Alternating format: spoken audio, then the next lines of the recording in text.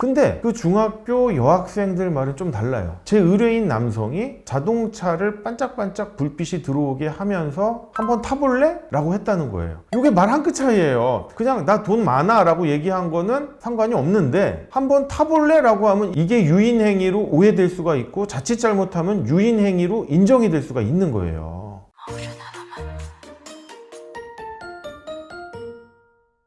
안녕하세요. 신탁의 신 오상민 변호사입니다. 이번 영상은요, 유괴죄, 형법상 미성년자 약취 유인죄로 처벌됩니다. 그리고 성적 목적까지 결부된다면 아청법이 적용되어 가중처벌됩니다. 라는 주제로 설명을 드리도록 하겠습니다. 최근 뉴스에서요, 초등학생을 유괴한다거나 또는 유괴를 하려고 시도했다라는 뉴스를 자주 볼 수 있는데요. 이런 뉴스가 자주 등장하다 보니까 최근 수사기관에서 이러한 유괴 또는 유괴 미수 사건에 대해 아무리 사소하더라도요, 엄중히 처벌하고 강력하게 수사를 하는 경향이 있습니다. 그러다 보니까요, 저한테도 미성년자 약취 유인죄, 즉 유괴죄에 대해서 상담이 많이 들어오고 있고요. 최근 제가 여러 건의 사건을 맡아 수임까지 진행을 하게 되었습니다. 해당 사건들이 현재 진행 중에 있어서 자세히는 설명을 드릴 수는 없지만 조금 각색해서 설명을 드리도록 하겠습니다. 아무리 여러분이 선의를 가지고 좋은 목적으로 했다 하더라도요, 미성년자들에 대한 유혹이나 유인 행위는 유괴 미수죄로 간주될 수 있기 때문에 아예 그런 행동을 하지 않으시기를 권유드리기 위해서 본 영상을 급히 제작하게 되었습니다. 일단 유괴죄는요, 통상적인 용어고요, 형법상으로는 미성년자 약취 유인죄에 해당됩니다. 그런데 벌건 대낮에 약취, 즉 유형력이나 물리력을 행사해서 유괴하는 경우는 드물고요, 대부분 유인, 즉 유혹을 한단 말이죠. 뭐 맛있는 거 사줄게, 아니면 나 무거운 짐을 들고 있는데 좀 도와줄래? 뭐 이런 식으로 유인 행위를 해가지고 유괴를 하는 행위가 빈번한데요. 그러다 보니까 아무리 여러분이 좋은 의도를 갖고 아유 너 힘들어 보이는데 내가 대신 데려다 줄까? 아니면은 뭐 맛있는 거 사줄까? 이런 것들도 자칫 잘못하면 유인 행위로 오해가 될 수 있는 겁니다. 특히나 형법상 미성년자 약취 유인죄는요, 미성년자의 동의가 있더라도 처벌이 됩니다. 그리고 벌금형이 없이요, 징역형만 있어요. 즉 10년 이하의 징역형으로만 규정되어 있어서 벌금형이 선택적으로 규정되어 있지도 않습니다. 게다가 이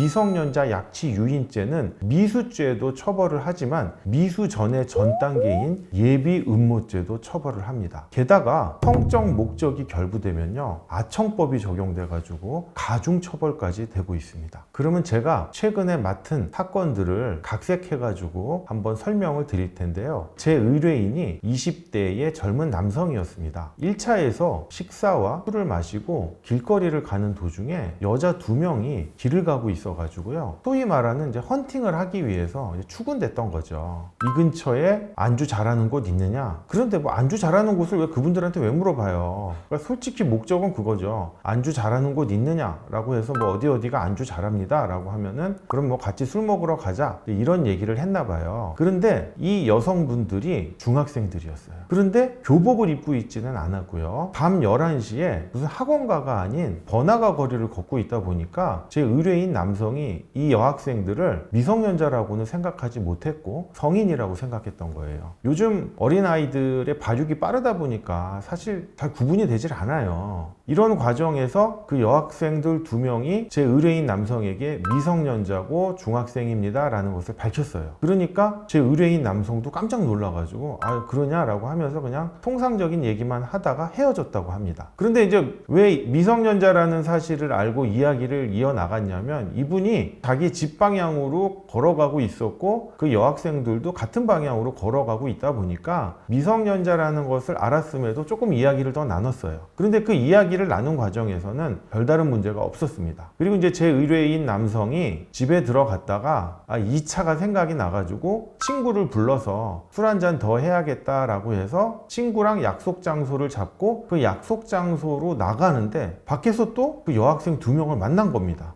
그러면 그냥 뭐 모른 척하고 지나가거나 아니면 잠깐 인사만 하고 지나가면 되는데 갑자기 뭐 그게 큰 인연이라고 생각했대요.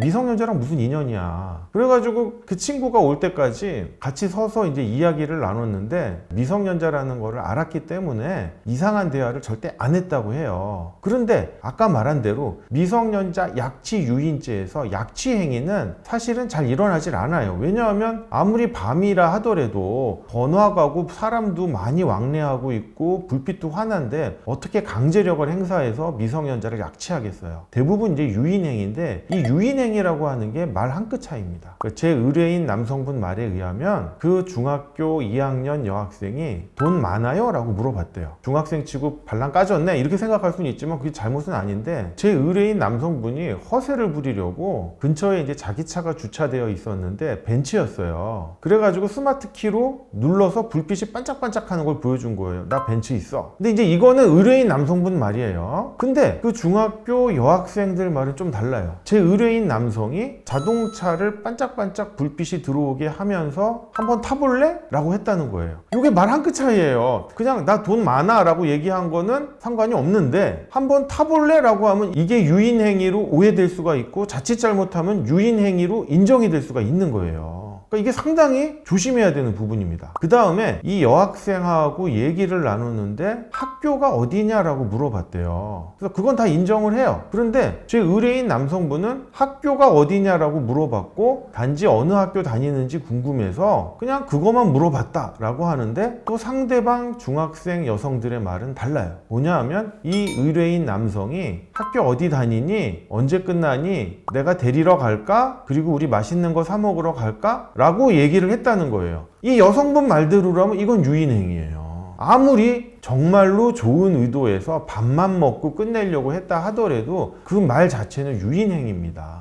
그러니까 정말 조심하셔야 돼요. 말 한 끗 차이예요. 그냥 미성년자다라고 하면은 그 자리에서 바로 이탈하시고요. 딴 생각을 갖지 마세요. 물론 이 사례를 듣고 이렇게 생각하시는 분도 있을 거예요. 이렇게 양측의 주장이 첨예하면 결국 수사기관이 해당 남성이 유인행위를 하는 말을 했다는 것을 입증해야 되지 않느냐라고 반문할 수 있지만요. 여러분 어쨌든 저렇게 진술이 엇갈리면 남자한테 이상한 프레임이 씌워져요. 그리고 막말로 이 남자도 술을 먹은 상태이기 때문에 정확하게 기억을 못하고요. 많은 말을 했기 때문에 자기도 기억이 온전치 않은 거예요. 또한 거짓말 탐지기를 했을 때 그 결과가 어떻게 나올지 장담할 수가 없는 겁니다. 그러니까 미성년자다라는 것을 알면은요, 그 즉시 미안하다라고 내가 몰랐구나 하면서 바로 벗어나야 됩니다. 그 다음 두 번째 사례는 20대 남성분이 자기 동네에서 어떤 여성분을 마음에 들어 하다가 우연히 편의점에서 만났대요. 그래가지고 내가 평소 너를 지켜봤는데 호감이 있어서 좀 이야기를 나눌 수 있느냐? 그래가지고 아파트 단지 놀이터에서 함께 이야기를 나누었다고 합니다. 그런데 그분은 그 여성분이 근처에 있는 여대를 다니는 대학생인 줄 알았던 거예요. 하지만 얘기를 나누다 보니까 이 여학생이 근처 고등학교를 다니는 고등학생이었던 겁니다. 고등학생이니까 더더욱 성인하고 차이가 없어 보이잖아요. 그래서 이 남성분이 이 여성이 고등학생이라는 사실을 알고 깜짝 놀라가지고